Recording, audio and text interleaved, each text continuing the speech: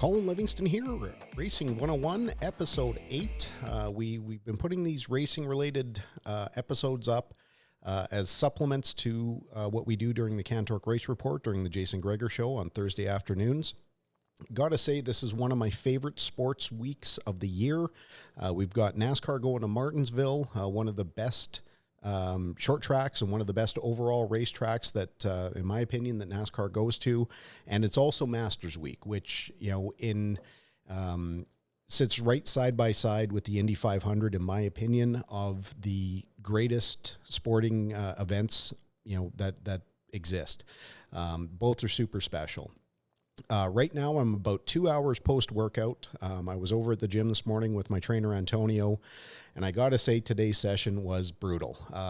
Not that we did anything extraordinarily difficult, but whether I just wasn't eating the right food or haven't been getting enough sleep, I was exhausted throughout the session today and just had a really hard time pushing.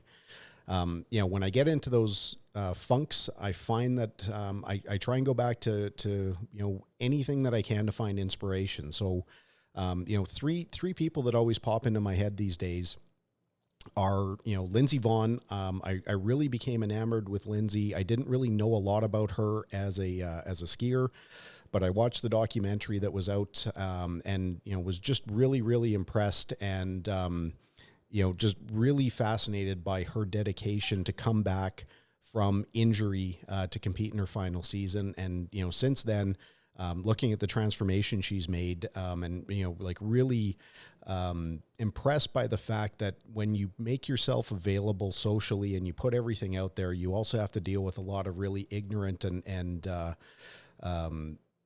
insulting comments from people questioning, how fat you are, how ugly you are, how this, that, and the other thing you are. And, to keep putting that stuff back out there, I really appreciate.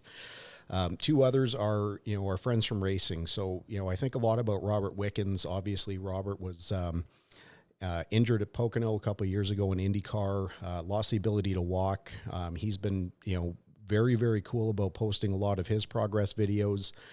To the point that, he's able to walk with assistance now and still has aspirations of getting back in the race car. And another guy that really, I really think about a lot is my friend Pier-Luc Ouellette. For people who don't know Pier-Luc, he's a former karting world champion, raced in the same category as me, DD2, multi-time Canadian champion, just generally, an amazing race car driver. He filled in for Alex in our NASCAR team a couple of years ago when Pinty's. Actually led laps, got right up to speed after never being in a stock car before. But above his talent as a race car driver, Pier-Luc is just an amazing person. He's just a great guy. Love hanging out with him. Always find a little bit of inspiration when I get to talk with him. He was involved in an accident, boating accident, got a lot of damage to his leg, to the point that they almost had to amputate. Fortunately, he's able to keep his leg and has just a crazy difficult rehab. So I think about these people as I'm struggling on a treadmill or I'm really getting tired or sore, to know that I'm really fortunate to be able to do the things that I do. And a lot of people would actually trade to be in the position I'm in right now. So, I'm going to cut together a little bit of the exercise we've been working on over the last couple of weeks. I'm always looking for interesting stories. I mean, we've done a lot of these Racing 101s. We've covered pretty much every form of racing that I can think of, from rally cars, drag racing, ice racing, go-karts, stock cars. As things come across my plate, I'm going to do my best to expose as many forms of racing as possible. If you've got a suggestion, feel free to reach out to me. Colin@cantork.com is my email, and I can always be found on the various social media at CL_87. Love to hear your comments. Love to get your feedback. Let me start by saying I am not a runner. I know I'm not a runner. I'm not trying to be a runner. That being said, running and treadmill work is just something that I do to help my cardio development as well as a little bit of weight loss as we go on. Right now, I've worked up from my initial goal of trying to do 10-minute sessions, which basically represents the duration of a heat when we're racing. Now I'm up to 15 minutes in two groups. The other thing I try and do is intervals, where I will sprint at a higher pace, get my heart rate really high, then take a little break to get it back down and do, 1 or 2 sets of those.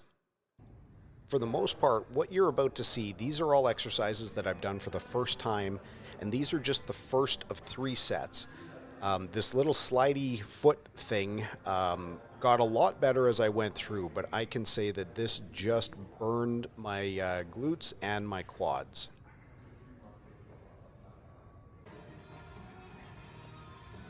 I played this exercise over the weekend and was told that it didn't look all that impressive until the camera pans over to the side and you realize that I'm supporting my entire weight on my shoulders at the same time keeping my pelvis raised while banding around my legs.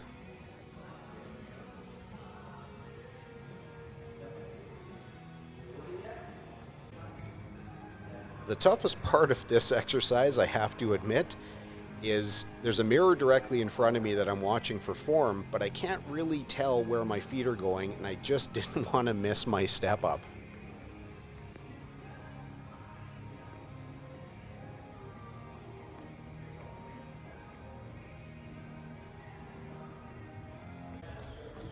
This is how you fatigue a fat guy in a hurry. Big incline, high pace for me, with short interval breaks.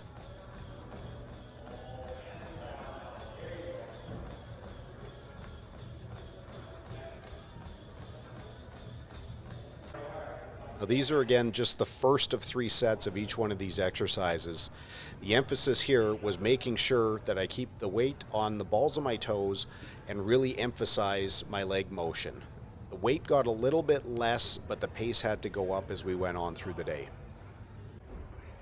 Of course, it looks like I'm struggling, which in large part I am. This was more about making sure that I have the best form possible. The weight wasn't that heavy, but after the intervals on the treadmill and pushing, I can tell you my legs were screaming at me.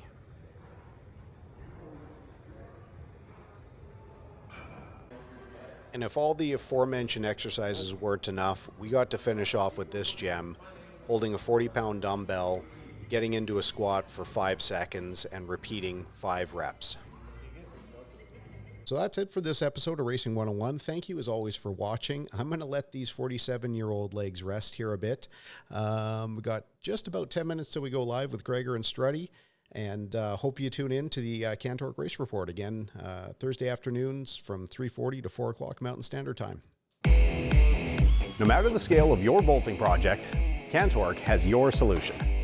Concept, design, engineering, machining, assembly, and testing, all within Alberta.